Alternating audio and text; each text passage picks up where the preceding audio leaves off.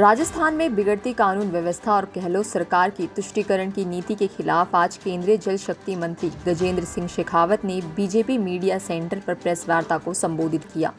इस दौरान गजेंद्र सिंह शेखावत ने कहा कि बड़े दुखी और द्रवित मन से कहना पड़ रहा है कि बीते 5 साल में गहलोत सरकार की तुष्टीकरण की नीति के चलते 1 दर्जन से अधिक पुजारियों और संतों की हत्या हो चुकी है, लेकिन प्रदेश कांग्रेस सरकार ने इन संतों और पुजारियों को कोई मुआवजा और आर्थिक सहायता देने का काम नहीं किया। लेकिन जयपुर में रोड रेस की घटना में एक युवक की मौत के महज 1 घंटे में सरकार ने 50 लाख के मुआवजे की घोषणा कर दी। इस सरकार का एजेंडा केवल अपने वोट बैंक को साधने का है और समाज को बांटकर एक समुदाय विशेष को खुश करने का है। आगे और क्या कुछ कहा उन्होंने, देखिए। उपस्थित हुआ तब मैं अत्यंत भरे हुए मन और दुखी हृदय से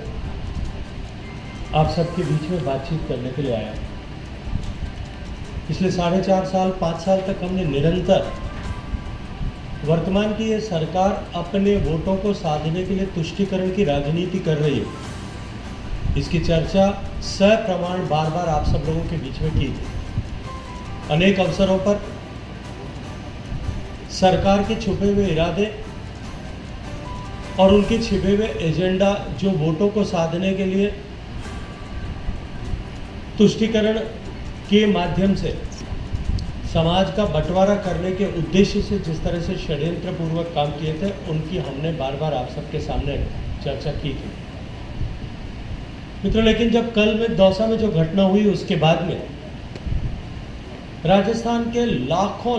लोग आज द्रवित हैं, दुखी हैं, उनका हृदय चीख चीख करके रो रहा है। मैं कुछ घटनाओं का जिक्र आपके सामने उसी के क्रम में करना चाहता हूं। कल दौसा में कालाखो में एक पुजारी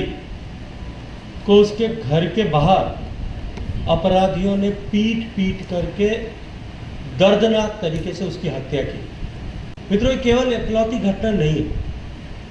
इससे पहले भी इस कुराज में 2 दर्जन से ज़्यादा पुजारियों को इसी तरह से मौत के घाट में उतारा गया है। कि इस राज में किस तरह से, जहाँ सामान्य व्यक्ति तो सुरक्षित है ही नहीं, लेकिन उद्देश्य किस तरह से एक धर्म विशेष के लोगों को मनोबल को बढ़ाने के लिए और बहुसंख्यक समाज के मनोबल को गिराने के लिए षड्यंत्र पूर्वक किस तरह से राजस्थान में इन हत्याओं को कारित किया जा रहा है। और ये जो पूरी सीक्वेंस है, ये सीक्वेंस के कुछ जो उदाहरण मैंने आप सबके सामने रखे, ये उदाहरण इस बात का द्योतक है कि ये सरकार तुष्टीकरण की पुरोधा सरकार है। इसके अतिरिक्त भी सरकार ने जिस तरह से हिंदू पर्व और त्योहारों पर प्रतिबंध लगाया, अभी हाल ही में होने वाले नवरात्रि में होने वाले गरबा उत्सवों को जिस तरह से रोकने के षड्यंत्र किए गए, रामनवमी से लेकर के विभिन्न धार्मिक उत्सवों को मनाने पर प्रतिबंध लगाए गए, धारा 144 लगाई गई। वहीं दूसरी तरफ पीएफआई के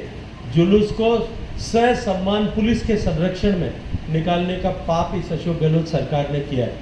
संभावित हार जो है, जो आज अवश्यंभावी और सामने दिखाई दे रही, उस दीवार पर लिखा हुआ पढ़ा जा सकता है कि प्रचंड बहुमत के साथ में भारतीय जनता पार्टी सरकार में आ रही है। ये हार की बौखलाहट जो है, ये सरकार के मुखिया इस बौखलाहट के चलते हुए हिंदुओं की तुलना और हिंदुओं के दमन की तुलना आज आतंकवाद से करने को मजबूर हुए। जिस तरह से माननीय मुख्यमंत्री जी ने खालिस्तान की मांग को जायज़ ठहराने की बात की,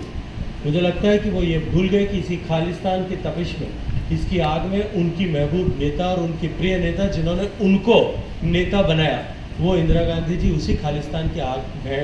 की भेंट चढ़े थे। इसी के साथ साथ में इस खालिस्तान ने उन्हीं की पार्टी के एक वरिष्ठ नेता और मुख्यमंत्री की जान भी ली थी। राजस्थान के कई जो नौजवान इस खालिस्तान के विरोध में लड़ी जाने वाली लड़ाई में, आप राजस्थान के हर गांव ढाणी में खड़ी हुई एक मूर्ति किसी वीर सैनिक की जो शहीद हुआ होगा, उस सैनिक की मूर्ति को देख सकते हो। अशोक गहलोत साहब ने ये जो गैर जिम्मेदाराना तुलना करते हुए बयान दिया है, ये बयान देकर के उन्होंने हजारों ऐसे लोग जो उस खालिस्तान के विरुद्ध संघर्ष में कालकबलित हुए, हजारों ऐसे लोग जो आतंकवादियों के द्वारा निरीह लोगों की हत्या की गई, उन लोगों के परिजनों और परिवारजनों के दुखते हुए घाव पर एक बार तेजाब डालने का पाप इस अशोक गहलोत ने किया है।